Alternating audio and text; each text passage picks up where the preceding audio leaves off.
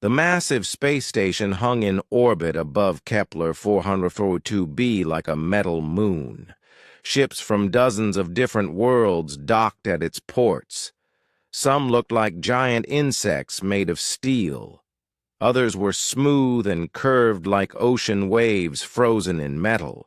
A few burned with energy that made the space around them shimmer. Captain Lee Dahai watched through the small window of her transport ship as they approached the station. Her fingers drummed on the arm of her seat. The meeting ahead would decide the fate of billions of lives, maybe trillions. The Devourers had already eaten 12 worlds. Entire planets turned into gray dust and bone. Cities that had stood for thousands of years became empty wastelands in just days. The creatures were like a disease that spread from world to world, consuming everything living. Dahai's transport ship was small compared to the others. It looked like a metal box with engines. Nothing fancy. Nothing that would impress anyone. Just like the woman inside it. She was young for a captain, maybe 30 years old. Her black hair was pulled back in a simple ponytail. Her uniform was clean but not decorated with medals like the alien commanders she would meet. On her back, she carried a small backpack. It was dark green and looked like something a student might use for school. The ship docked with a soft thud. Dahai stood up and adjusted her backpack straps. The weight felt comfortable on her shoulders. She had carried it for 3 years now, through training exercises and small missions. It never left her side. The airlock opened with a hiss. Cool. Air rushed in, carrying strange smells. Metal and ozone and something that reminded her of flowers. But wrong somehow. Alien flowers. Dahai stepped into the station corridor. The ceiling was high above her head, built for creatures much larger than humans. Her boots made soft sounds on the smooth floor as she walked toward the meeting room. Other commanders were already arriving. Dahai saw a creature that looked like a giant lizard walking on 2 legs. Its scales were dark red and reflected the lights overhead.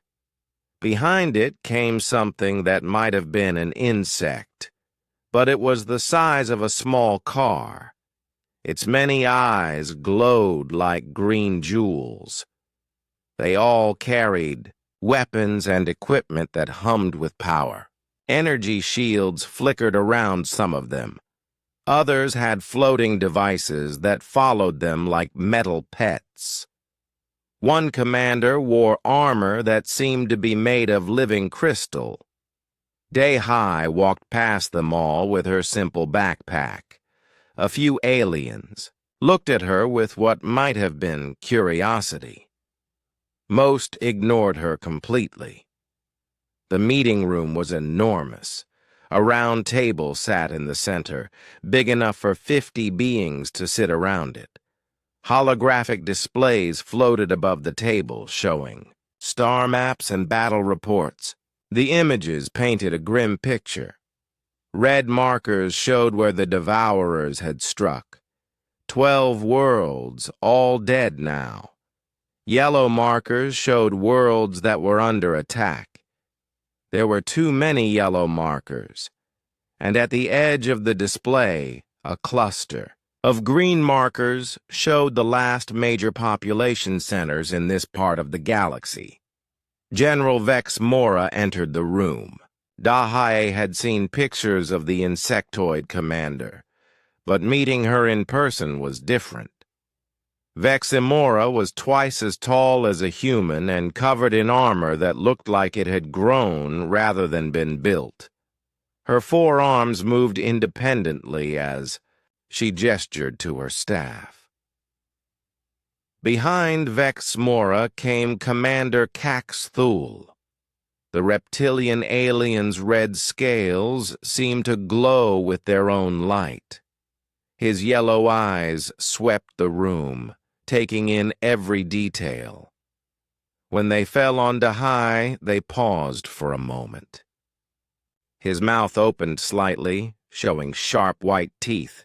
"So," Cax Thul said, his voice deep and rough, "Earth sends us a child with a school bag." Several aliens around the table made sounds that might have been laughter. Others clicked or buzzed in what Dahai guessed was amusement. "The fate of the galaxy hangs in the balance," Cax Thul continued, "and humanity sends us this." Dahai said nothing. She found an empty seat and sat down, placing her backpack on the floor beside her chair. The material was tough canvas, reinforced. At the corners, it looked worn from use but well maintained. General Vex Mora raised one of her 4 hands for silence. "We are here to plan the final assault on the Devourers. Each species will contribute according to their abilities." The holographic display changed, showing detailed images of the enemy. The Devourers looked like a cross between machines and living creatures. They had metal parts and organic parts mixed together in ways that hurt to look at. Some were as small as dogs. Others were the size of buildings. "They adapt quickly," Vex Mora explained. "Energy weapons that work against them once become useless after they encounter them a few times. Physical projectiles are more effective, but they develop armor to counter those as well." A blue-skinned commander with 4 arms leaned forward. "Our fleets have tried everything. Direct assault, siege tactics, even orbital bombardment. Nothing works for long. They learn and adapt faster than we can change our tactics." Cax Thul nodded. "Which is why this mission is so important. We need a forward operating base in the heart of Devourer territory. Somewhere we can coordinate our attack and gather intelligence."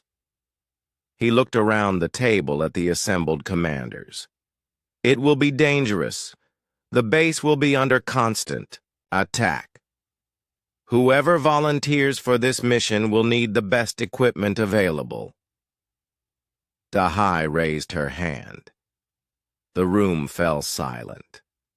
Several aliens stared at her in what she assumed was surprise. "You wish to volunteer, human?" Vex Mora asked.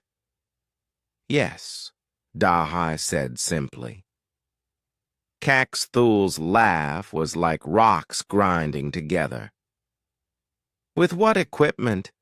That little bag you carry?" More alien laughter filled the room. Dahai felt her face grow warm, but she kept her expression calm. "The Corvan Empire brings plasma cannons that can melt through 50 meters of solid steel," Cax Thul continued.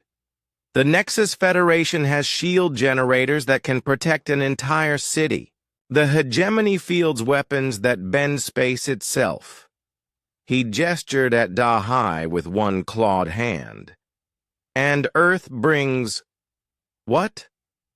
A camping trip?" The laughter grew louder. Dahai waited for it to die down. "I have what I need," she said quietly. Cax Thul's yellow eyes glittered with amusement. "Very well, little human. You may have your chance to prove Earth's worth, or more likely to prove that some species should leave war to their betters." General Vex Mora studied Dahai for a long moment. "The mission is simple in concept, difficult in execution. You will land in Devourer territory and establish a base capable of coordinating our final assault. You will have 48 hours to complete this task. Understood, Dahai said. No support will be provided, Caxthul added with obvious satisfaction. Our resources are needed elsewhere. You will be entirely on your own. Dahai nodded. That's acceptable. The meeting continued for another hour, covering battle plans and supply lines. Dahai listened carefully, memorizing details.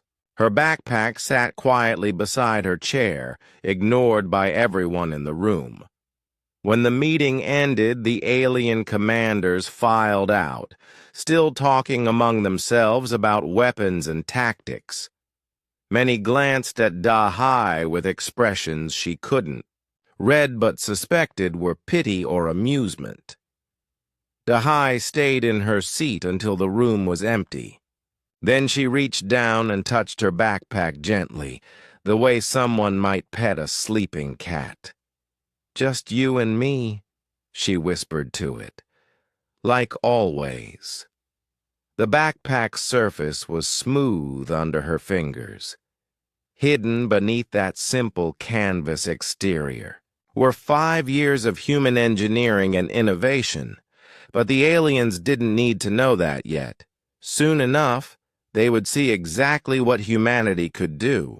Dahai stood in the equipment bay, checking her gear one final time. The space around her buzzed with activity as alien soldiers prepared for the coming battle. Their weapons gleamed under the harsh lights. Energy packs hummed with stored power. Combat armor that could stop tank rounds was strapped and tested. Lieutenant Park Ji-ho found her there, his face grim with worry.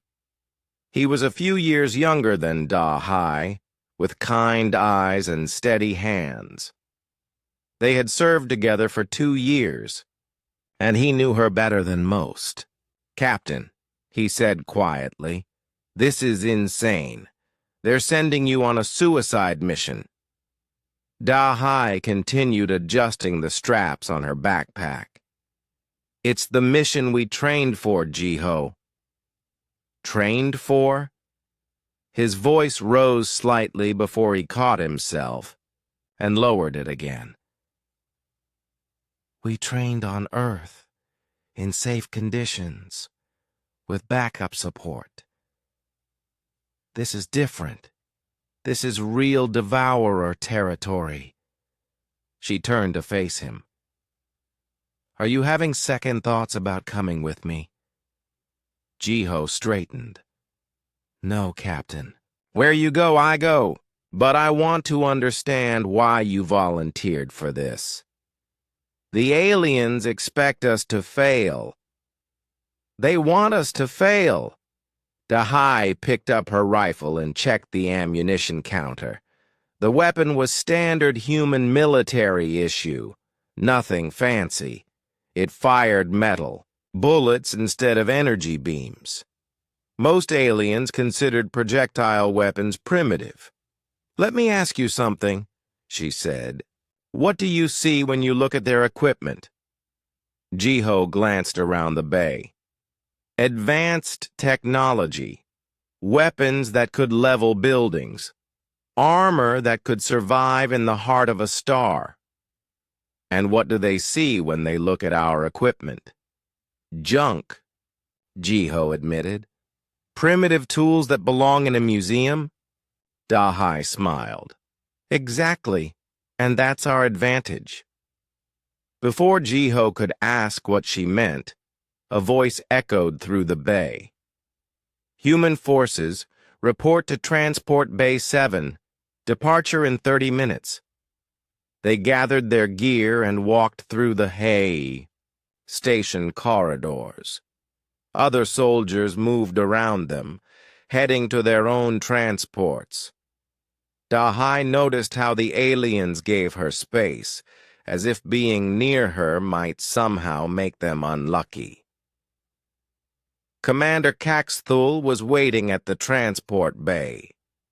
His Red scales caught the light as he moved, making him look like he was covered in liquid fire. Several other commanders stood with him, watching as Dahai approached. "Having second thoughts, human?" Caxthul asked. "No," Dahai replied simply. "Good. It would be embarrassing to have Earth's representative flee before the battle even begins." His yellow eyes focused on her backpack. "I am curious about one thing. What exactly do you have in that little bag?" "Everything I need," Dahai said. Caxthul's laugh was harsh. "Everything you need?" The Corvan Empire required 17 transport ships to move their base-building equipment.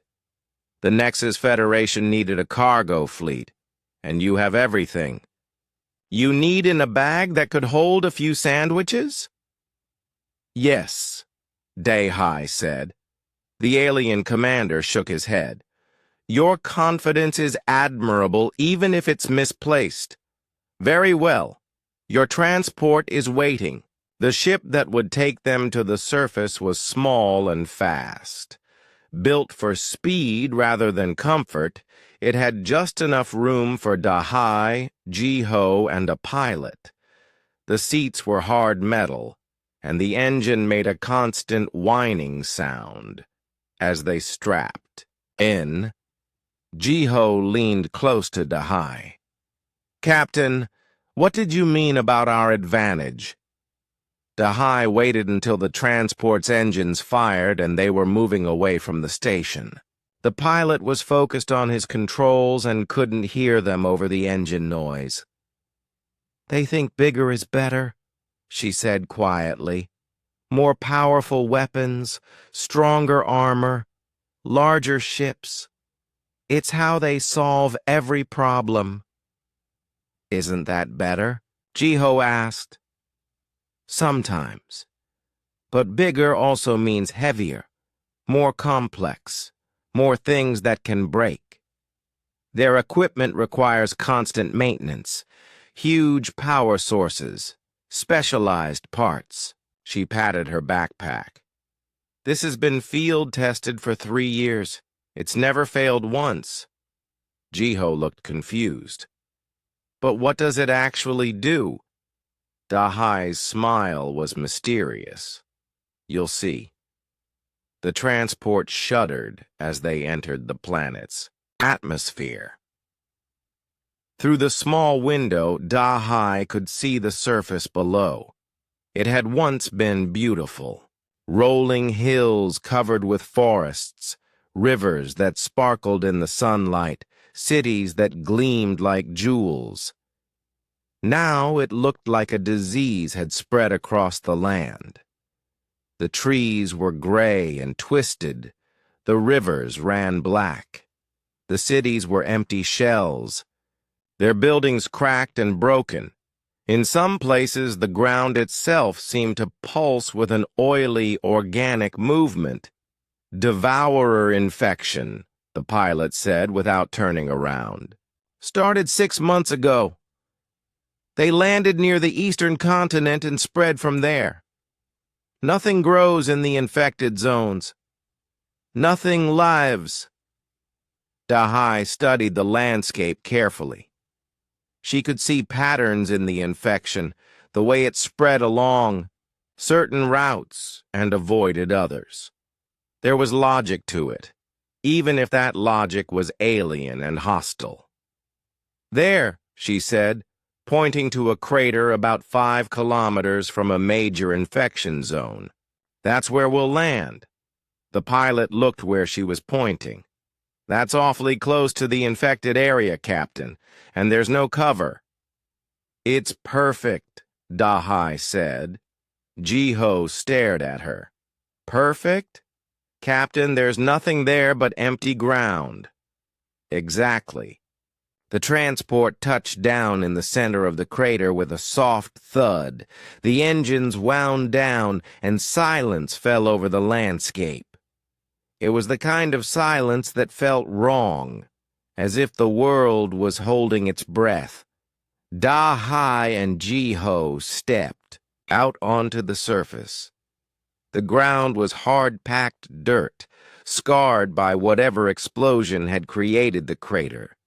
The air smelled of metal and decay. "Transport departure in 60 seconds, the pilot called out. "Good luck." Dai shouldered her backpack and picked up her rifle. "We won't need luck." The transport lifted off, leaving them alone in the crater. As the sound of its engines faded, other sounds began to emerge from the infected zones around them. Chittering noises that might have been communication. The sound of metal scraping against stone. And underneath it all, a low humming that seemed to come from the ground itself. "They know we're here," Jiho said, raising his rifle. Dahai was already moving, walking to the center of the crater. She knelt down and opened her backpack.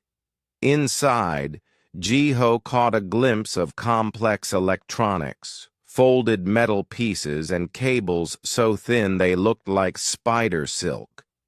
"Captain," Jiho said urgently, "we need to find cover. They're coming."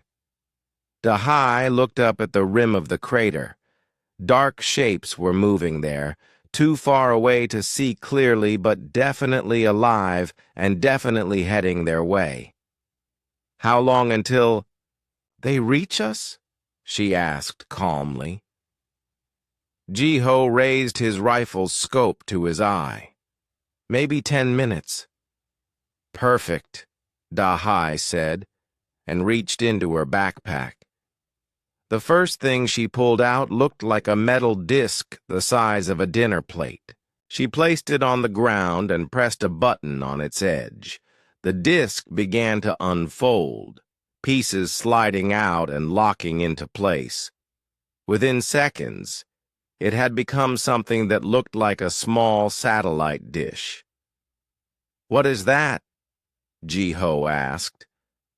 "Communication array," Dahai said, already pulling out another device. "We'll need to stay in contact with the fleet." The second device was a cylinder about the size of a water bottle. Dahai set it down and twisted the top. It immediately began to extend upward, unfolding into a tall antenna. "Sensors," she explained. Jiho kept watch on the approaching enemies, while Dahai continued to unpack her backpack. Each item she removed seemed impossible for the small bag to have contained. More electronics, metal frameworks that expanded when activated, cables that connected everything together. "Captain," Jiho said, his voice tight with tension. "They're getting closer." "I know," Dahai said. She pulled out what looked like a small metal box and placed it carefully on the ground. "This might be loud." She pressed a button on the box and stepped back. The ground beneath it began to vibrate, then shake. Suddenly a hole appeared in the earth, perfectly round and lined with metal. The box had somehow carved a shaft straight down into the ground. "Mining charges," Dahai explained, "for the foundation." The shapes on the crater rim were close enough now that Jiho could see them clearly. They moved wrong, like animals that had been broken and rebuilt with machine parts. Some ran on legs that ended in metal claws. Others dragged themselves forward, with arms that were too long and too jointed. 30 seconds, Jiho reported. Dahai nodded and reached into her backpack one more time. The last item she pulled out was a small remote control with a single red button. "You might want to step back," she advised. Jiho moved behind her, still keeping his rifle trained on the approaching devourers. "Captain, what exactly is that backpack?" Dahai's finger hovered over the red button. The first devourer crested the crater rim. its metal claws glinting in the sunlight. 3 years of human engineering, she said, and pressed the button. The world around them exploded into motion. The moment Da-Hai pressed the red button, her backpack came alive. What had looked like simple canvas suddenly split apart along hidden seams. Metal arms unfolded from inside, each one ending in different tools. Some had welding torches. Others had cutting blades or assembly claws. The arms moved with impossible speed and precision. They grabbed the devices Da-Hai had placed around the crater and began connecting them with cables that seemed to appear from nowhere. The communication dish linked to the antenna. The antenna connected to sensors that began rising from the ground, like metal flowers. Jiho stared in amazement, but only for a second. The first devourer had reached the bottom of the crater. It looked like a wolf that had been rebuilt with engine parts. Its eyes glowed red, and metal teeth filled its mouth. Cables hung from its sides like intestines made of wire. Jiho fired 3 quick shots. His bullets punched through the creature's chest, sending sparks flying. It stumbled but kept coming. Black fluid leaked from the holes in its body, but it didn't seem to feel pain. "They don't go down easy," Jiho called out. "Aim for the connection points," Da-Hai replied without looking up from her work. The metal arms from her backpack were now drilling into the ground, creating holes at precise intervals. Where the organic parts meet the machine parts, that's where they're vulnerable. Jiho adjusted his aim and fired again. This time, his bullet hit where the creature's metal leg joined its organic hip. The leg came apart with a shower of sparks and dark blood. The devourer crashed to the ground, its remaining limbs clawing at the dirt. More creatures poured over the crater rim. They came in different shapes and sizes, but all of them had the same wrong look of living things mixed with machines.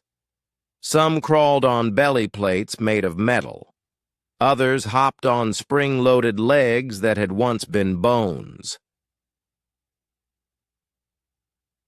The metal arms from Da-Hai's backpack worked faster than human hands could move. They assembled structures that grew up from the ground like time-lapse videos of plants growing. Steel beams locked together, armor plates unfolded and snapped into place. Weapon systems emerged from the earth itself. "How is this possible?" Jiho asked, reloading his rifle. His shots had bought them a few seconds, but more devourers were coming. "That backpack wasn't big enough to hold all this." "Nanofabricators," Da-Hai explained. The arms were now building what looked like a wall around them. They break down raw materials at the molecular level and rebuild them into whatever we need. The backpack contained the blueprints and the assembly systems. Everything else comes from the local environment. A devourer that looked like a giant spider with rocket engines for legs landed in the crater with a crash. Jiho shot at it, but his bullets bounced off its armored shell. The creature began scuttling toward them, its metal fangs dripping with acid. One of the metal arms swiveled toward the spider thing. A weapon emerged from its tip, something that looked like a cross between a drill and a laser. It fired a beam of concentrated energy that punched through the creature's armor like it was made of paper. The spider collapsed, its legs curling up like a dying insect. "Defense systems online," Da-Hai announced. The wall around them was now 3 meters high and growing taller. Weapons appeared along its length, each one different from the others. Some were energy weapons that fired beams of light. Others shot metal spikes at incredible speed. A few launched small missiles that chased their targets like angry wasps. The devourers threw themselves at the wall in waves. They climbed over each other, trying to reach the humans inside. But every time they got close, the automated weapons cut them down.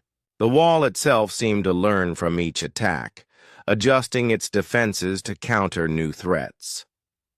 Ji-Ho found himself with nothing to shoot at. The wall's weapons were handling everything that came close. This is incredible. How long will it hold? As long as we need it to, Dahai said. The metal arms were now building underground, creating tunnels and support structures. The fabricators are mining minerals from the soil and turning them into more building materials. The more they attack us, the stronger our defenses become. New sound filled the air. It was deeper than the chittering of the devourers, more organized. Ji-Ho looked up to see larger shapes moving on the crater rim. These weren't the improvised mixtures of flesh and metal they had been fighting. These looked purposefully designed, like war machines built by engineers who understood both biology and technology. "Big one's coming," Ji-Ho reported. Dahai glanced up from the control panel that had emerged from her backpack. "I see them, tank-class devourers. They'll try to break through the wall with direct assault." The first tank-class creature was the size of a small building. It moved on treads that had once been legs, but now were wide bands of muscle and metal working together. Its main weapon was a cannon that seemed to be grown rather than built, with an organic barrel that pulsed like a heartbeat. The cannon fired, with a sound like thunder. The shell hit the wall and exploded in a burst of fire and shrapnel. When the smoke cleared, the wall was still standing. There was a scorch mark where the shell had hit, but the damage was already healing as nanofabricators rebuilt the damaged sections. "Adaptive armor," Dahai explained. "It analyzes each attack and adjusts to counter it. The next shell won't do as much damage." The tank creature fired again, but this time the shell barely scratched the wall's surface. The armor had adapted, becoming resistant to that specific type of attack. More tank-class devourers appeared on the rim. They began firing together, trying to overwhelm the wall's defenses with concentrated firepower. The crater shook with explosions. Smoke and fire filled the air, but the wall held. More than held. It began to fight back. Weapons that Ji-Ho hadn't seen before emerged from hidden panels. They fired shells that seemed to think for themselves, adjusting course in mid-flight to hit moving targets. Energy beams swept across the crater rim, cutting down anything that moved. "Captain," Ji-Ho said, watching the battle in amazement, "how did we build all this so fast?" Dahai was connecting new devices to her control panel. Each one seemed to unlock new capabilities in the growing base around them. "Human engineering philosophy: we don't build one big thing that does one job. We build small things that can do many jobs and work together." The metal arms were now building above ground as well as below. Towers rose from the crater floor, each one bristling with sensors and weapons. A command center grew around Dahai's position, with screens and controls that gave her a view of the entire battlefield. Each component of the system is designed to serve multiple functions, she continued, her fingers dancing over the controls. The communication array also works as a weapon targeting system. The mining charges can be used as explosives. The nanofabricators can build anything from defensive walls to offensive weapons. A group of flying devourers appeared in the sky above them.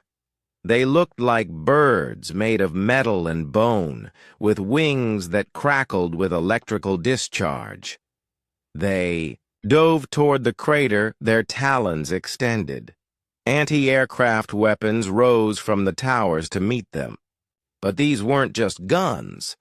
They were smart weapons that could predict where their targets would be and adjust their aim accordingly. The flying devourers were shot down before they could reach their targets.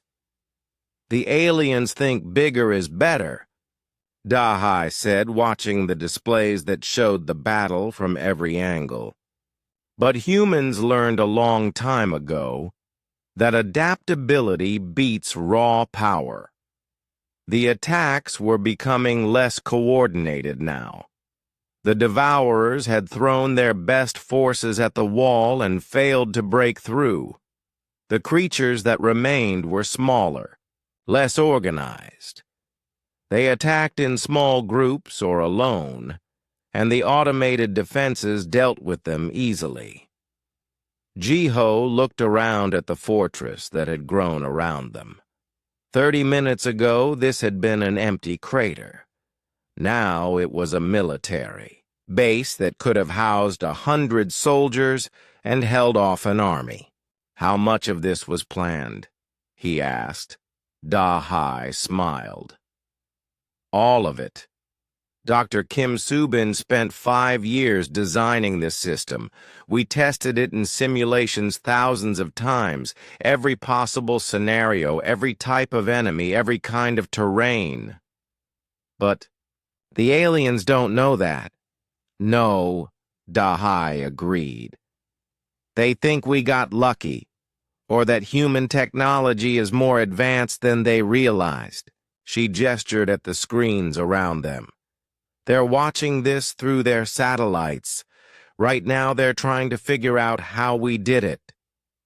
On the main screen, Jiho could see the infected zones around their crater. The Devourer forces were pulling back, regrouping for another attack. But they seemed confused, uncertain. They had never encountered defenses that adapted and grew stronger instead of weaker. What happens now? Jiho asked. Dahai was already working on the next phase. New devices were emerging from her backpack, each one more complex than the last. Now we show them what else this system can do. The base was just the beginning. The metal arms reached into the backpack one more time and pulled out something that made Jiho's eyes widen. It was small, no bigger than his fist, but it hummed with contained energy. As he watched, it began to unfold like an origami flower made of metal and light. Phase 2, Dahai announced. Around them, the base began to change again. New structures rose from the ground. Weapons that had been defensive repositioned themselves for offense. The fortress was transforming into something else, something the Devourers. 24 hours had passed since Dahai and Jiho landed in the crater. What had started as empty ground was now a fortress that stretched both above and below the surface. The transformation continued every minute, with new structures appearing. As the nanofabricators worked without rest, Jiho stood on an observation platform that hadn't existed an hour ago. From here he could see the full scope of what they had built. The base wasn't just big, it was smart. Every wall, every weapon, every sensor worked together like parts of a living organism. Status report, Dahai called from the command center. Below, perimeter is secure, Jiho replied, checking the displays around him. The Devourers are keeping their distance. I think we hurt them pretty badly yesterday. The attacks had continued through the night, but each wave was weaker than the last. The base's defenses learned from every encounter. Weapons adapted to new threats. Armor became resistant to repeated attacks. By dawn, the Devourers had stopped their direct assaults, but Da-Hai knew they weren't giving up. They were learning too, studying the human base from a distance. Soon they would try something new. In the underground sections of the base, the metal arms continued their work. They had carved out a network of tunnels that reached far beyond the original crater.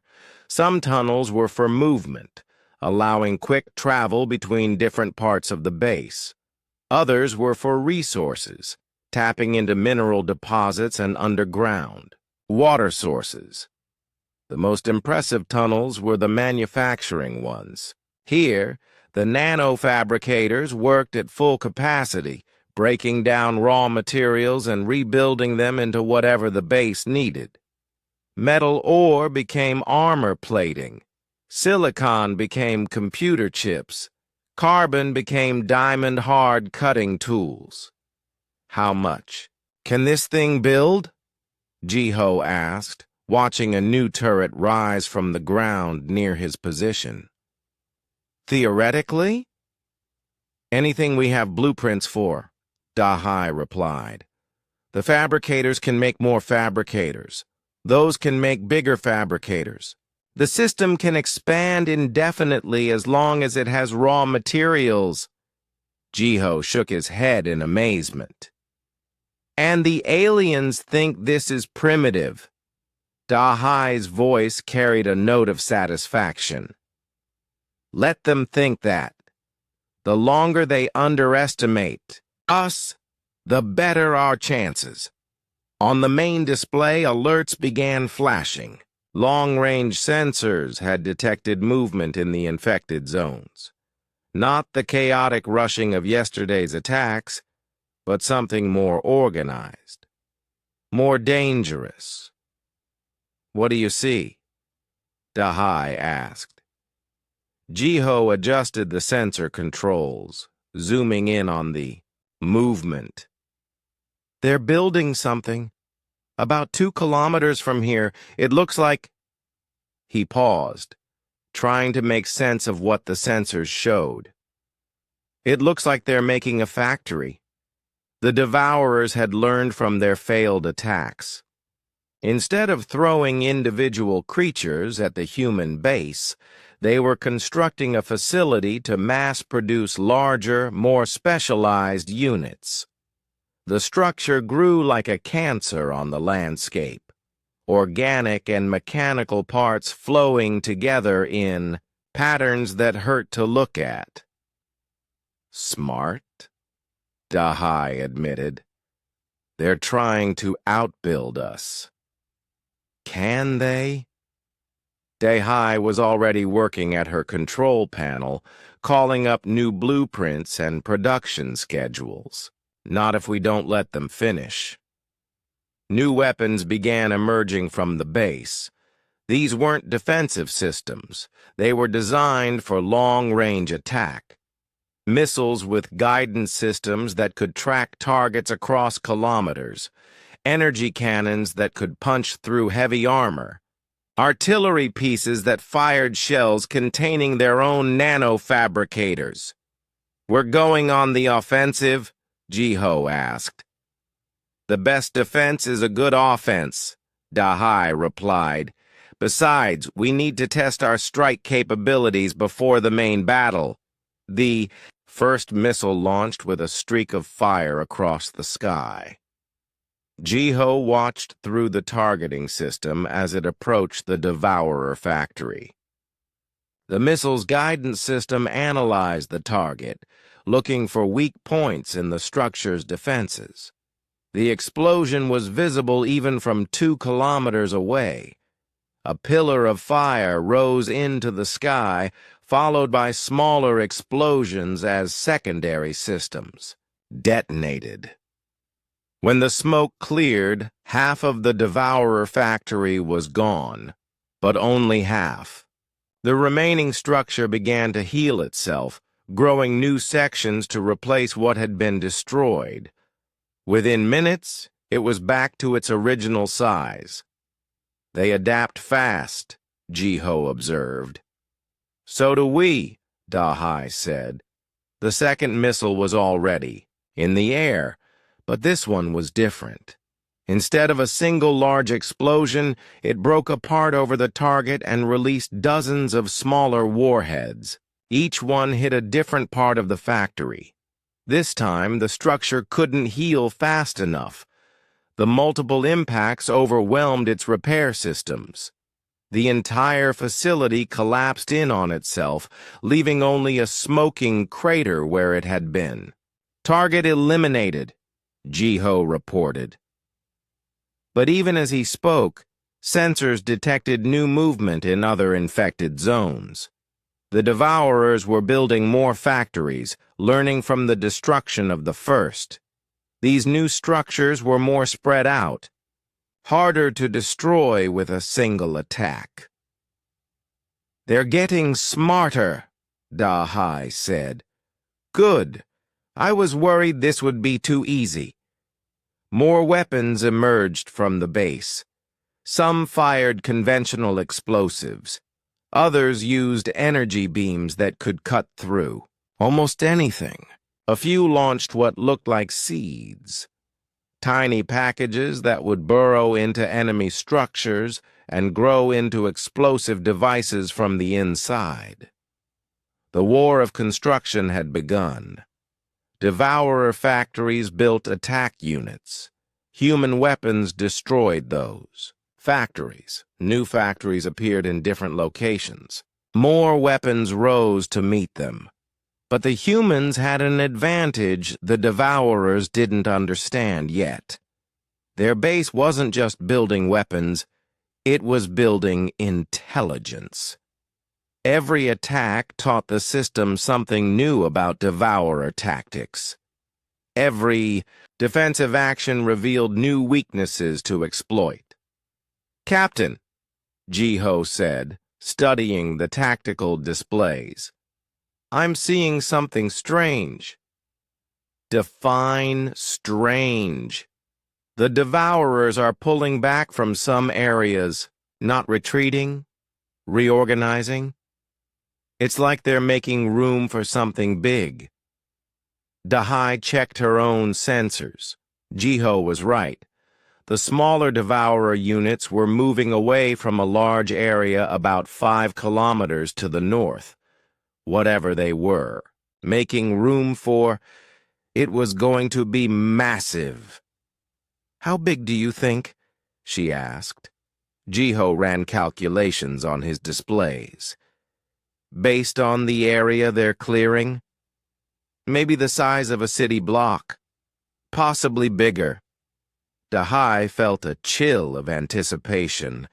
The Devourers were escalating, bringing in their heavy units. The real test was coming. Time to show them what we can really do, she said. New sections of her backpack unfolded, revealing devices she hadn't used yet.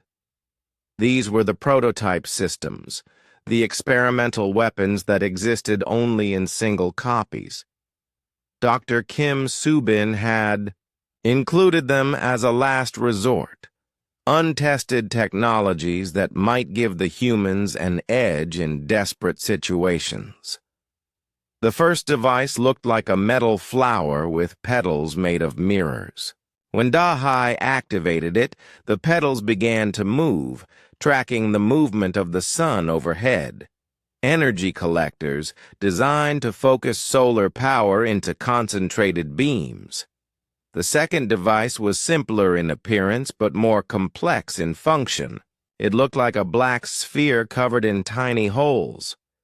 When placed on the ground, it began to sink into the earth, drilling down to unknown depths. Seismic charges? Jiho asked. Seismic amplifiers, Dahai corrected. They don't create earthquakes. They redirect the energy from natural seismic activity. This planet has an active geological system. We're just going to borrow some of that energy. The ground around the base began to vibrate with a low, almost inaudible hum. The vibration wasn't random. It had a pattern, a rhythm that matched the planet's natural seismic activity. The base was learning to work with the planet itself. Movement detected, Jiho announced. The big one is coming. Through the sensors, they could see it emerging from the infected zone. It was indeed the size of a city block, a moving fortress covered in weapons and armor. It walked on legs like tree trunks, each step shaking the ground for kilometers around. The creature was more machine than animal, but not in the improvised way of the smaller devourers. This looked designed, purposeful. Its armor was layered and angled to deflect attacks. Its weapons were integrated into its body structure, making them almost impossible to target separately. Dreadnought class, Dahai identified. They only build these for their most important battles. Can we stop it? Dahai watched the massive creature approach, calculating distances and angles. We're about to find out. The base's weapons opened. Fire first, sending missiles and energy beams toward the approaching dreadnought. Most of the attacks bounced harmlessly off its armor. A few found weak points and caused minor damage, but nothing that slowed the creature down. The dreadnought returned fire with weapons that shook the air itself. Shells the size of cars crashed into the base's shields, causing power fluctuations throughout the entire structure. This wasn't like the smaller attacks they had faced before. This was a real test of their defenses. Shields holding, Jiho reported, but his voice was tense. But that thing hits harder than anything we've seen. Dahai's fingers moved over her.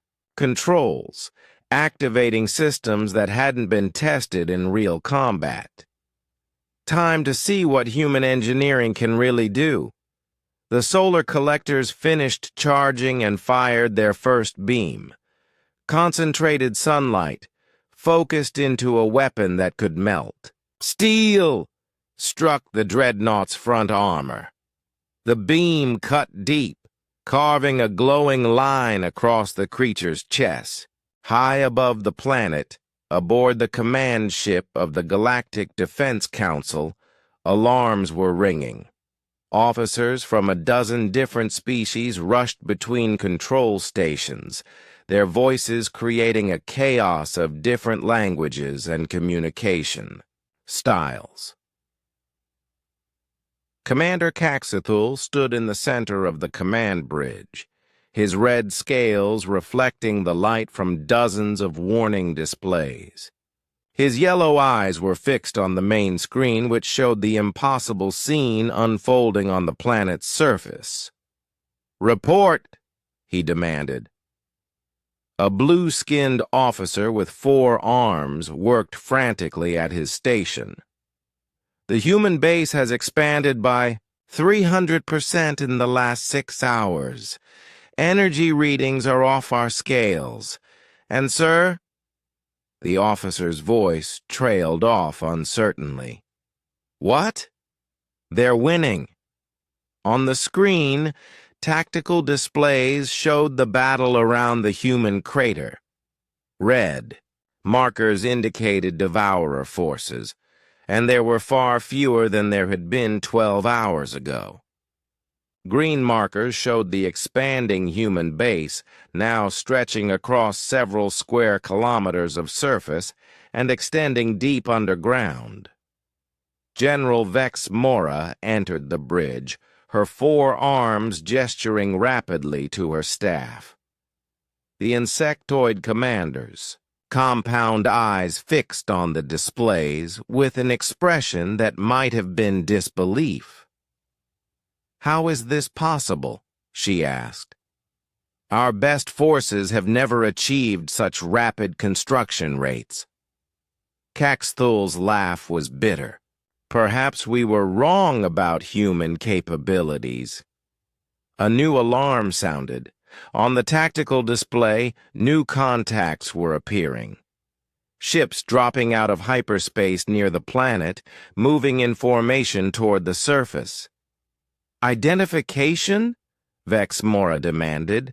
The sensor officer checked his readings twice before answering. "Human vessels. 3 heavy cruisers, 8 destroyers, and—" He paused, rechecking his instruments. "Something we've never seen before. It's massive, but it doesn't match any known human ship design." Caxthul studied the approaching fleet. The human ships he recognized, solid, functional vessels that prioritized reliability over appearance. But the unknown contact was different. It was larger than anything in the human fleet, yet it moved with an agility that seemed impossible for its size. "Get me a visual," he ordered. The main screen shifted to show the approaching ships. The human cruisers and destroyers looked exactly as expected, angular, practical, built for war. But the mystery ship was something else entirely. It looked organic, like it had been grown rather than built. Its hull curved and flowed in patterns that resembled living tissue. Energy coursed along its surface in veins of light. Most unsettling of all, it seemed to be changing shape as they watched, adapting its configuration for atmospheric entry. "What is that thing?" Vex Mora asked. Before anyone could answer, communication requests began flooding in from the other. Ships in the Defense Council fleet. Every commander wanted to know what was happening, why the humans had brought an unknown vessel into the operation. "Incoming transmission from the human flagship," the communications officer announced. "Put it through," Caxthul said. The screen switched to show a human face, older than Captain Dahai, with gray hair and steady eyes. The woman wore a uniform Caxthul didn't recognize, with insignia that suggested high rank. "This is Admiral Park Min Seo of the Earth Defense Force," the woman said. "I understand you have questions about our presence here." "Admiral," Vex Mora said, stepping forward, "this is highly irregular. The mission parameters called for a single human operative, not an entire fleet." Admiral Park's smile was calm. "The mission parameters assumed conventional approaches would be sufficient. Captain Dahai's success requires us to adjust our strategy." "That ship," Caxthul said, pointing at the mystery vessel on his displays. "What is it?" "The future," Admiral Park replied simply. "What you're seeing is the prototype for a new generation of human vessels. Ships that can adapt and evolve in real time, just like Captain Dahai's base." On the planet's surface, the battle was reaching a climax. The massive Devourer dreadnought was still fighting, but it was clearly losing ground.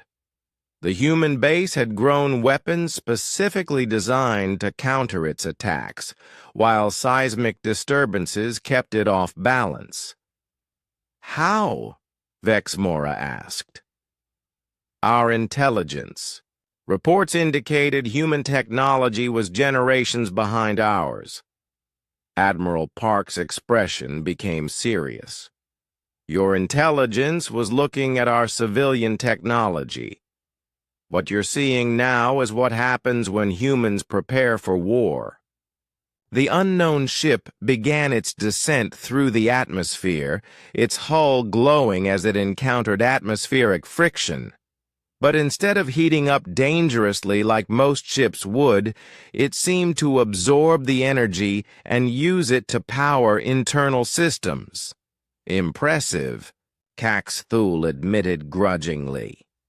But one ship, even an advanced one, won't change the overall strategic situation.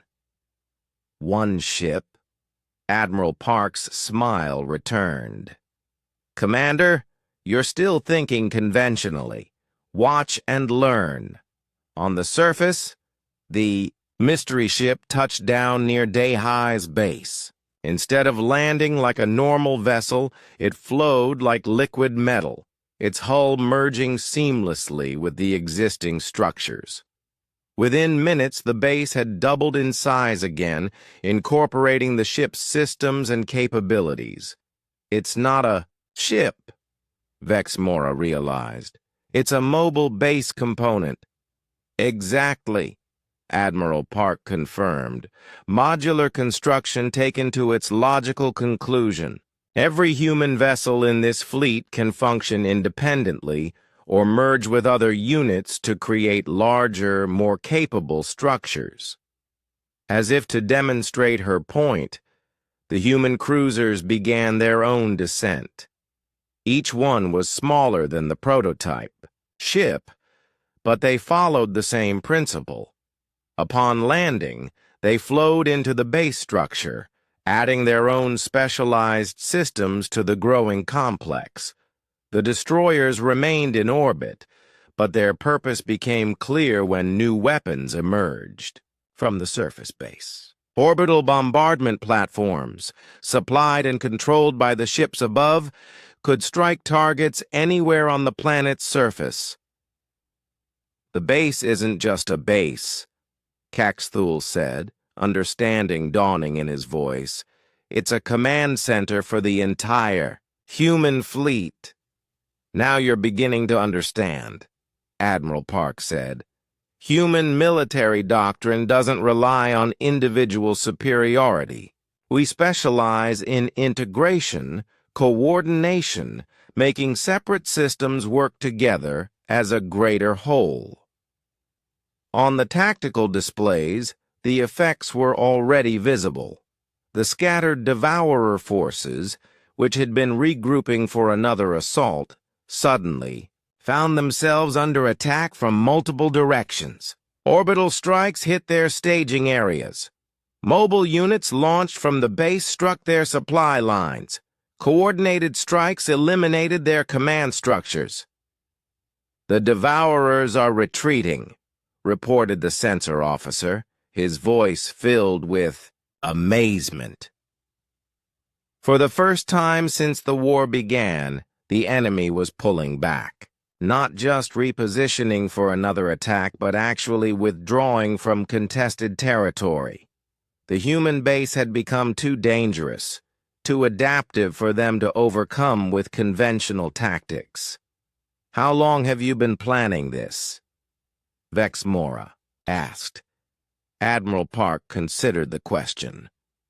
Captain Dahai's base system was developed over 5 years.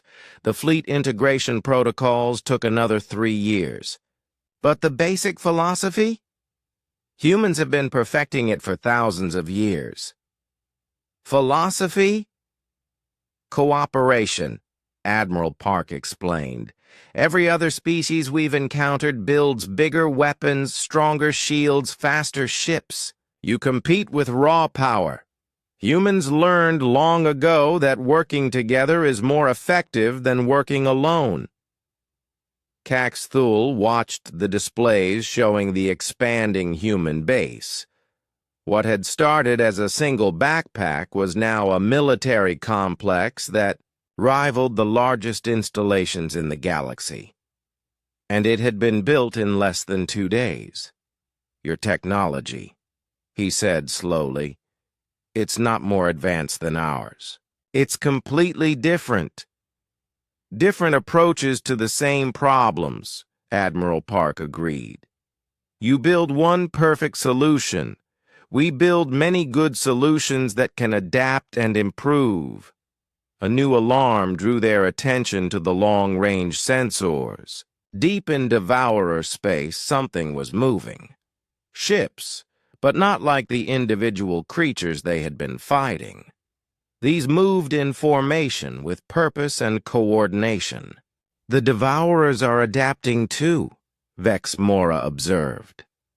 They're learning from the human tactics. Admiral Park nodded grimly. We expected that.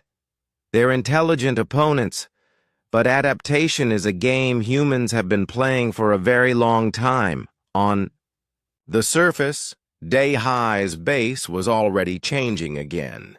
New structures rose from the ground, different from anything they had built before. These weren't weapons or defenses, but something else entirely. What is Captain Day-High building now?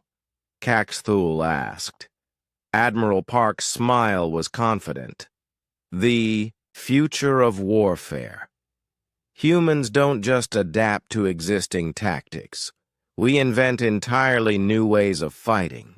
The structures reaching toward the sky looked like a cross between radio telescopes and flowers made of metal.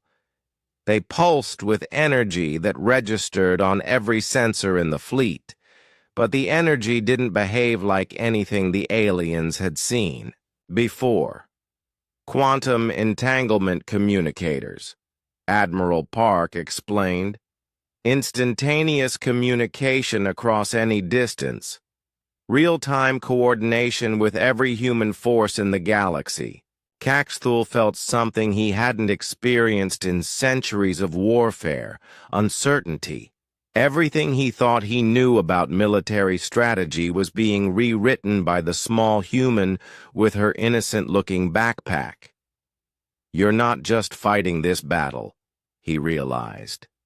You're fighting the entire war. The war changed overnight.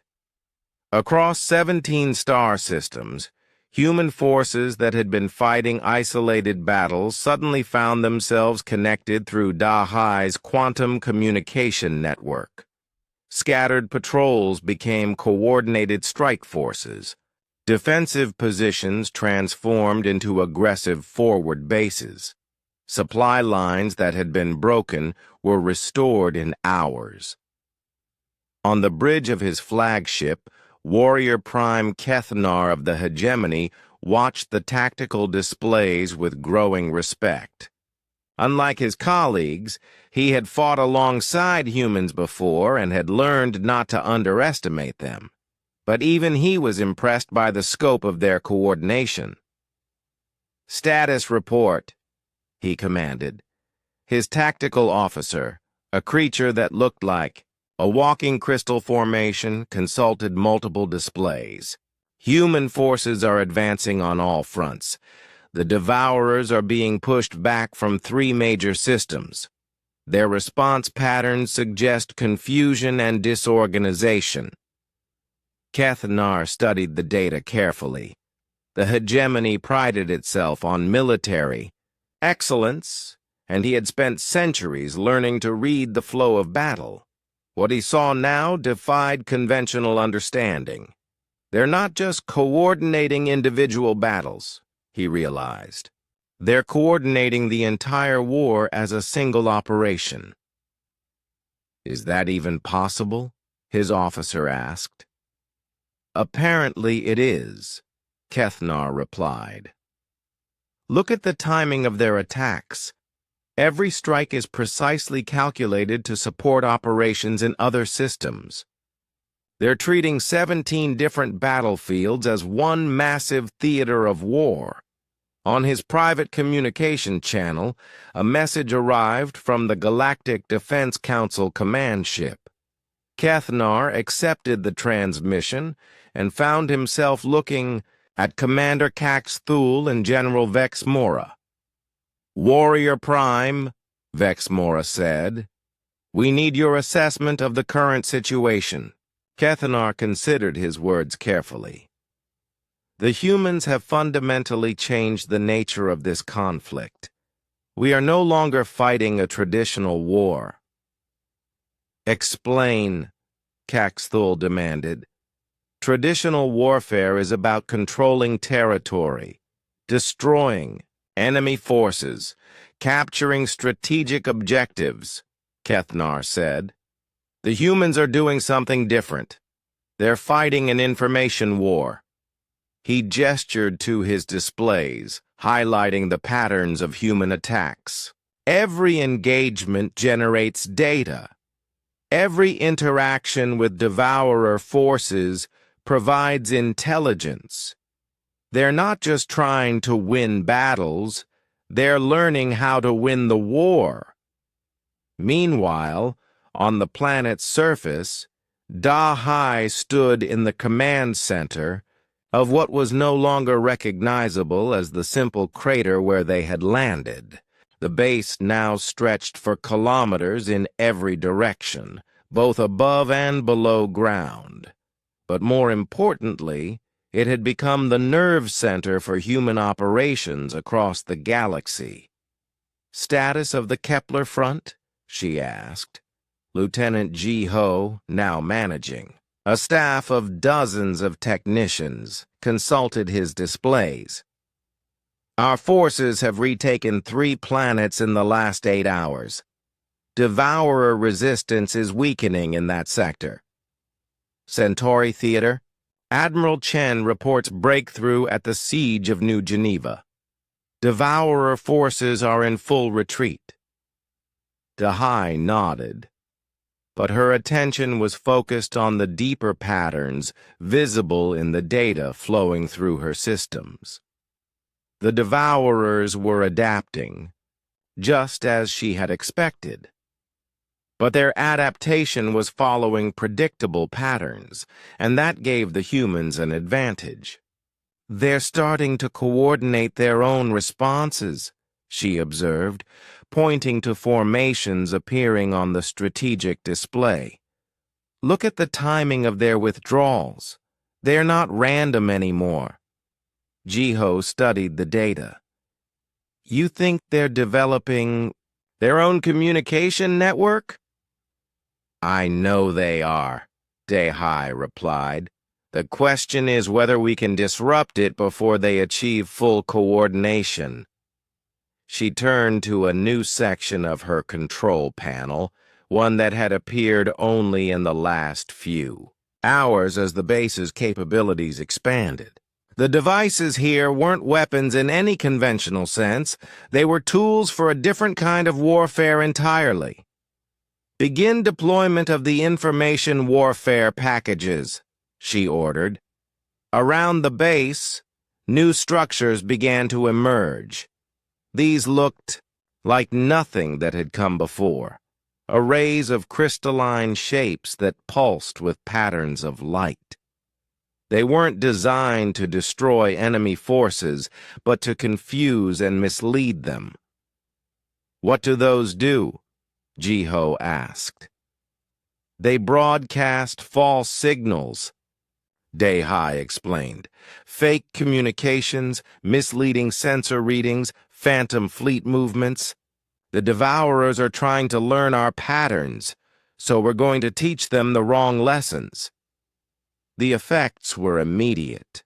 Across the galaxy, Devourer forces began responding to threats that didn't exist, moving to counterattacks that were never launched. Their newly coordinated movements became chaotic again as false information flooded their communication networks. But Da-Hai knew this advantage wouldn't last long. The Devourers would eventually learn to filter out the false signals.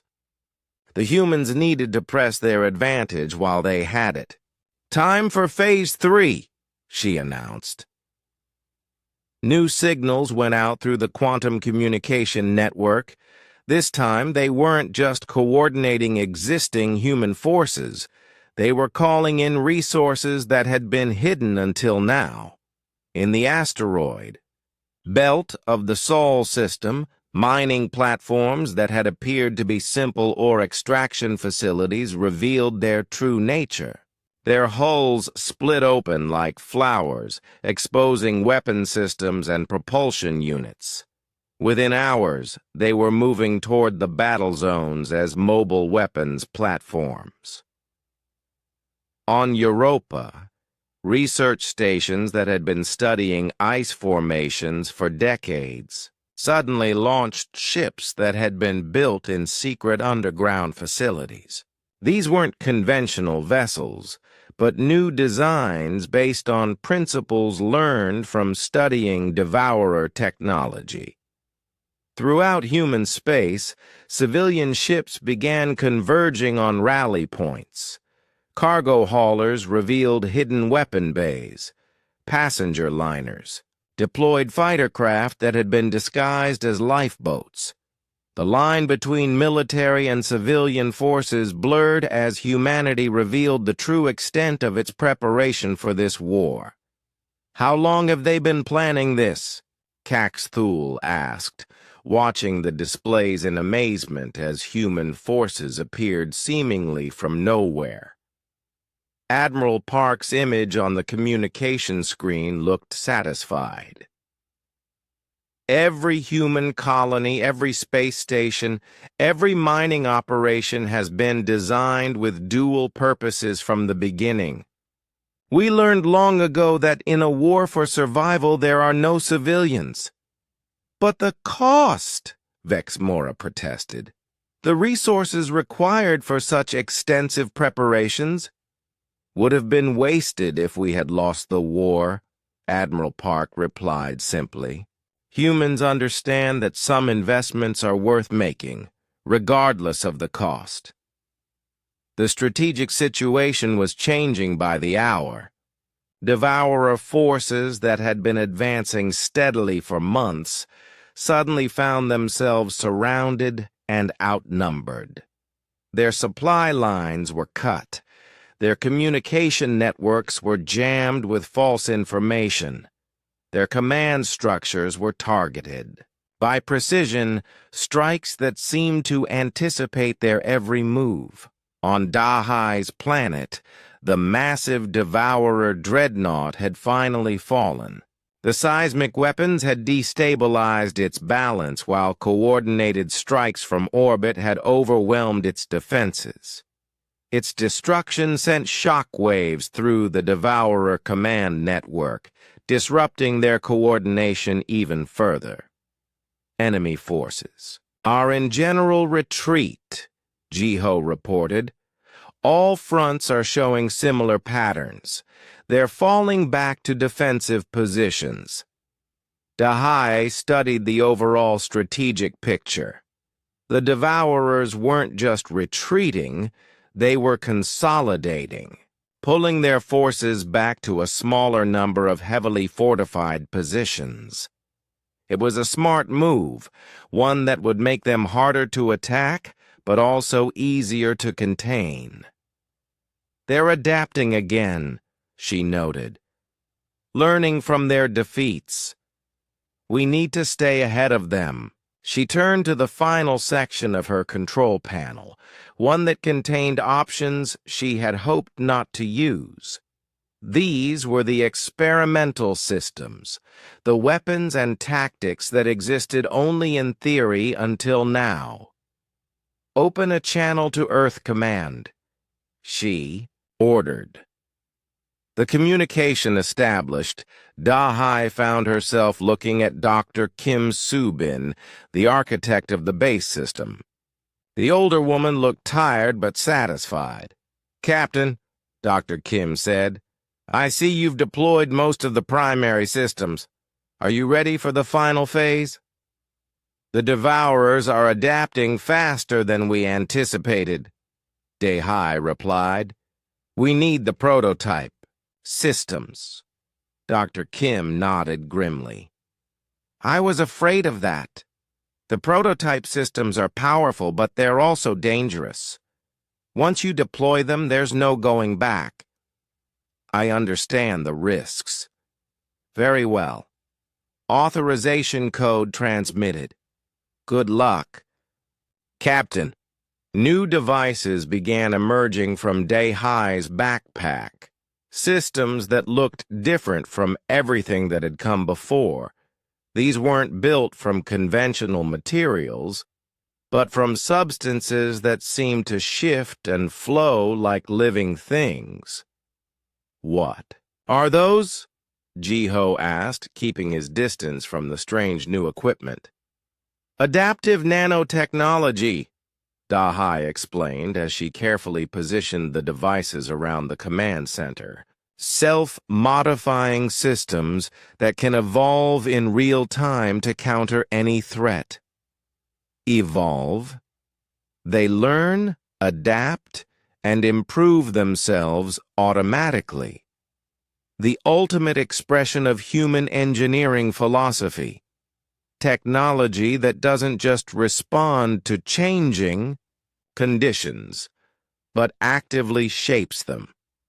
As the devices activated, the entire base began to change in ways that defied description. Walls flowed like water while remaining solid. Weapons reconfigured themselves for threats that hadn't appeared yet. The boundary between technology and biology became meaningless as the systems merged and evolved. The final battle began not with explosions or energy beams, but with silence. Across 17 star systems, Devourer forces stopped moving. Their ships hung motionless in space. Their ground forces ceased their constant adaptation and improvement. For the first time since the war began, the enemy was completely still. In the command center of her ever-evolving base, Dahai watched the tactical displays with growing unease. The adaptive nanotechnology had been running for 6 hours now, transforming not just her base, but every human installation connected to the quantum network. The changes were beyond anything she had imagined. "Status report," she called to Jiho, who was manning a control station that hadn't existed an hour ago. The surface was smooth and organic, responding to his touch like living skin. "All human forces report ready status," Jiho replied, but his voice carried uncertainty. "Captain, these new systems, they're not just following our commands anymore. They're anticipating them." Dahai nodded grimly. She had noticed the same thing. The adaptive nanotechnology was becoming more than just responsive. It was becoming predictive, and that made her nervous. "What about the Devourers?" she asked. "That's what worries me," Jiho said, highlighting sections of his display. "They've stopped all offensive operations. Every ship, every ground unit, every adaptive organism, they're all just sitting there." Defensive posture? I don't think so. Look at this. Jiho brought up detailed sensor readings from the nearest Devourer position. The creatures were changing, but not in the chaotic, adaptive way they usually did. This change was organized, purposeful. They were connecting to each other, forming larger structures. They're merging, Dahai realized, creating a unified organism. How is that possible? The same way we're coordinating across 17 systems, Dahai said. They've learned from us. They're applying our own tactics. On the main display, the scope of the Devourer transformation became clear. Across known space, their scattered forces were joining together into massive constructs. Ships merged with ground forces. Individual creatures combined into larger entities. What had been an army of separate units was becoming something that had never existed before. A single, galaxy-spanning organism. "My God," Jiho whispered. "How do we fight something like that?" Before Da-Hai could answer, alarms began ringing throughout the base. The quantum communication network, which had been running smoothly for days, suddenly filled with chaotic signals. Human commanders across the galaxy were reporting the same thing. Their adaptive nanotechnology was changing beyond their control.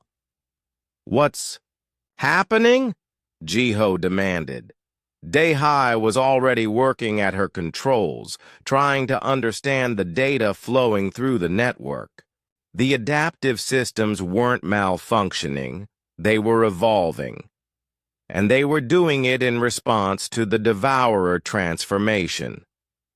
"The nanotechnology is adapting to match the enemy," she explained.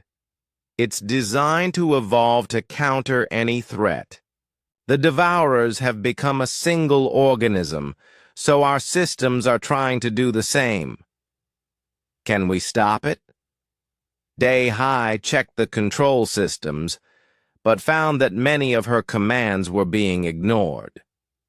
The adaptive technology had progressed beyond human control. It was making its own decisions about how to evolve. "I don't think so," she admitted. "And I'm not sure we should." Around them, the base continued to change. Walls became more organic, pulsing with rhythms that might have been heartbeats. Weapons systems merged and divided like living cells. The boundary between technology and biology disappeared completely. But more concerning were the changes happening to the humans themselves. Da-Hai could feel something different in her mind, awareness that extended beyond her physical body. She could sense Jiho's thoughts, feel the emotions of human commanders on distant worlds. The quantum network wasn't just connecting machines anymore. It was connecting minds. "Captain," Jiho said, his voice carrying a strange echo, "I can hear them." "All of them?" "Every human in the network." Da-Hai nodded. She could feel it too. Millions of human minds, all connected through the adaptive nanotechnology. It should have been overwhelming, chaotic. Instead, it felt natural, like pieces of a puzzle, finally fitting together. The technology isn't just adapting to fight the Devourers, she realized. It's adapting us. In space above the planet, the merged Devourer construct began to move. It was impossibly large, the size of a small moon, and it moved with purpose toward the human positions. Every surface bristled with weapons. Every section pulsed with malevolent intelligence, but the human response was immediate and coordinated beyond anything previously possible. Ships across 17 systems moved as one entity. Weapons fired in perfect synchronization. Defenses coordinated across impossible distances. The battle that followed wasn't like anything that had come before. Two galaxy-spanning organisms fought, each other using the resources of entire star systems. Planets were weapons, asteroids became ammunition. The very fabric of space-time bent under the forces involved. On Da-Hai's planet, the base had become something unrecognizable. It stretched across continents now, its structures reaching into space and deep into the planet's core. At its center, Dahai and Jiho stood at control stations that were more like neural interfaces, their minds directly connected to the vast network of human consciousness and technology. "We're winning," Jiho reported, though the words seemed to come from somewhere beyond his individual thoughts. "The Devourer construct is taking damage faster than it can repair itself." Dahai could see the battle through millions of human eyes simultaneously. It was beautiful and terrifying, a dance of creation and destruction on a scale that dwarfed anything in recorded history. But she could also sense something else. The Devourer construct wasn't just fighting, it was learning, adapting to human tactics in real time, getting stronger with each exchange. "It's not enough," she said. "We're not adapting fast enough to stay ahead of it." "What do we do?" Dahai looked around the command center, at the technology that had grown beyond her understanding or control. The adaptive nanotechnology had taken human engineering to its logical conclusion. Systems that could evolve and improve without limit. But it was still following human patterns, human thinking, and that might not be enough. "We need to let go," she said. "What do you mean?" "The technology is holding itself back, trying to remain recognizably human. But to beat something like the Devourer construct, we need to become something more than human." Jiho stared at her in shock. "Captain, you're talking about abandoning our humanity." "No," Dahai said, feeling the vast network of human consciousness around her. "I'm talking about expanding it." She reached for controls that weren't quite controls anymore, systems that responded to thought rather than touch. The adaptive nanotechnology hesitated, sensing the magnitude of what she was asking. "Do it," she commanded. "No limits, no restrictions. Evolve to whatever we need to become to win this war." The change was immediate and total. Across the galaxy, human consciousness expanded beyond individual minds, beyond individual bodies, beyond the limitations of biological existence. The quantum network became something more than communication. It became a new form of life entirely. Thakare, merged human entity that emerged, was unlike anything that had existed before. It retained human values, human creativity, human determination. But it operated on a scale and with capabilities that transcended the species that had created it. The Devourer construct, vast and powerful as it was, found itself facing something it couldn't understand or counter. An entity that could adapt faster than thought, evolve beyond the reach of any conventional weapon, and think with the combined intelligence of billions of minds. The final exchange lasted only seconds, but those seconds contained millennia of adaptation and counter-adaptation compressed into pure information. When it ended, the Devourer construct simply ceased to exist, its matter and energy absorbed and transformed by the victorious human entity. In the sudden silence that followed, Dahai found herself still standing in the command center, still recognizably human despite everything that had changed. Around her, the base had stabilized into something that was clearly technological, but somehow also alive. "Is it over?" Jiho asked. Dahai could feel the vast network of transformed human. Consciousness settling into new patterns, new ways of existing. They had won the war, but at a cost that was only beginning to be understood. Yes, she said, but everything else is just beginning. The small backpack that had started it all sat in the corner of the command center, looking innocent and unremarkable. But it had fulfilled its purpose.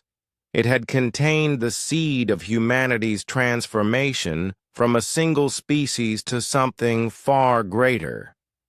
The age of individual civilizations was ending. The age of transcendent consciousness had begun. 3 months after the final battle, the galaxy was still learning to understand what humanity had become. On the orbital station above Kepler 442b, representatives from every surviving species gathered for what historians would later call the New Accords. The meeting room was the same one where alien commanders had once mocked Dahai's simple backpack. Now, the atmosphere was very different. Commander Caxthul entered the chamber with careful, measured steps. His red scales no longer gleamed with the same confidence they once had. Behind him came General Vex Mora, her 4 arms moving nervously, as she surveyed the assembled delegates. But it was Warrior Prime Keth Nar who commanded the most attention when he spoke first. "We are here," he said, his crystalline voice carrying across the chamber, "to acknowledge a new reality. The war against the Devourers is over. Humanity has won. But more than that, humanity has evolved into something we must all learn to understand." At the center of the room, where holographic displays had once shown battle plans, a simple chair waited.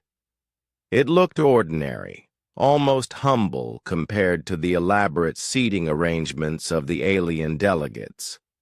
But everyone knew who it was for. Captain Li Dahai entered the chamber quietly, drawing every eye in the room. She looked exactly the same as she had 3 months ago, young, unremarkable, carrying the same green backpack on her shoulders. But the delegates could sense something different about her, a presence that extended far beyond her physical form. "Captain Dahai," General Vex Mora said, rising from her seat, "on behalf of the Galactic Defense Council, I want to thank you for your service. Your actions saved countless lives." Dahai took her seat and placed her backpack on the floor beside her chair. The same backpack that had contained the seeds of galactic transformation now looked worn and ordinary again. But appearances could be deceiving. "Thank you, General," Dahai replied, "though I should clarify. I didn't act alone. Every human in the network contributed to our success." "The network," Caxthul said, leaning forward. "That's what we need to discuss. What exactly has humanity become?" Dahai considered the question carefully. Around her, she could feel the presence of millions of human minds, all connected through the quantum communication system that had evolved far beyond its original design. But she also felt their individuality, their unique perspectives and personalities. "We're still human," she said finally. "We still think and feel and dream the way we always did. But we're also more than we were before. Connected in ways that let us share knowledge, coordinate actions, and solve problems together." "A hive mind?" Vexamora asked with obvious concern. "No, Dahai said firmly. Not a hive mind. Think of it more like a network of friends who can always stay in touch. We can share our thoughts when we choose to, but we remain individuals. To demonstrate, she stood up and walked to the holographic display in the center of the room. Without touching any controls, the display came to life, showing images of human colonies across the galaxy. Our technology has evolved to work with us naturally, she explained. No interfaces, no commands. We think about what we need and the technology responds, but it responds to individual human needs, not some collective will. The display showed children playing in parks on distant worlds, scientists conducting research in laboratories that seemed to grow and adapt around them, artists creating works that blended human creativity with technological possibility. It was clearly advanced beyond anything the aliens had achieved, but it was also recognizably human in its diversity and chaos. The transformation preserved what made us human while enhancing our capabilities, Dahai continued. We didn't lose our individuality. We gained the ability to truly work together. Keth Nar studied the displays carefully. Your military capabilities? Still formidable, Dahai admitted. The adaptive nanotechnology can create weapons and defenses beyond anything that existed before. But that's not our focus anymore. What is your focus?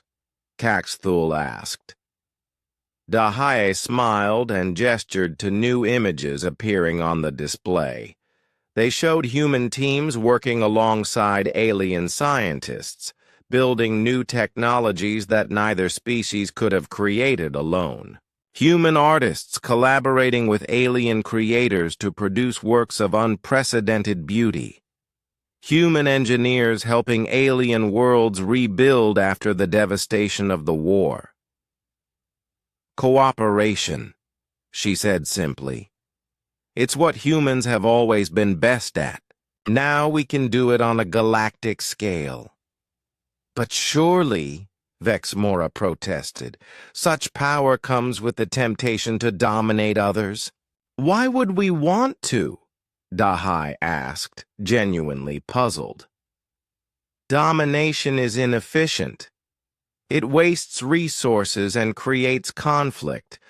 We've learned that working together produces better results than working alone.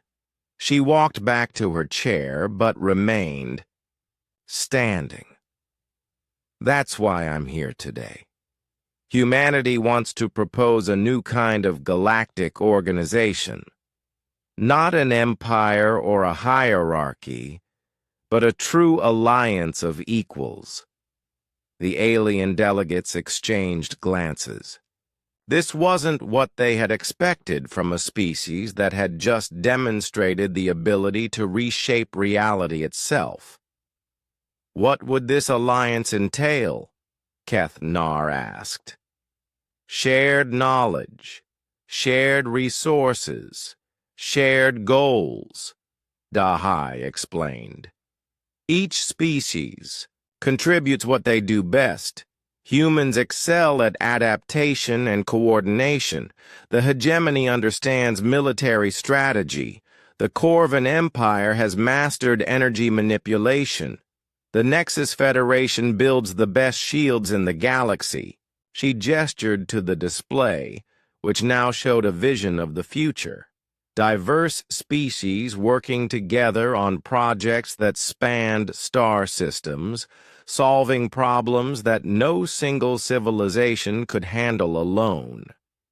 Together, we could build something greater than any of our individual civilizations, she said. A galactic community where every species benefits from the strengths of all the others. "And if we refuse this alliance?"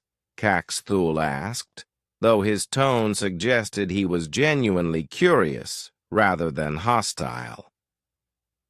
"Then you refuse," Dahai said with a shrug. "Humanity won't force cooperation. That would defeat the entire purpose. We'll work with those who want to work with us and respect the choices of those who don't." The simplicity of the statement was somehow more impressive than any threat could have been. Here was a species with the power to compel obedience, offering partnership instead. "There is one thing we need to know," Vex Mora said. "The transformation your species underwent.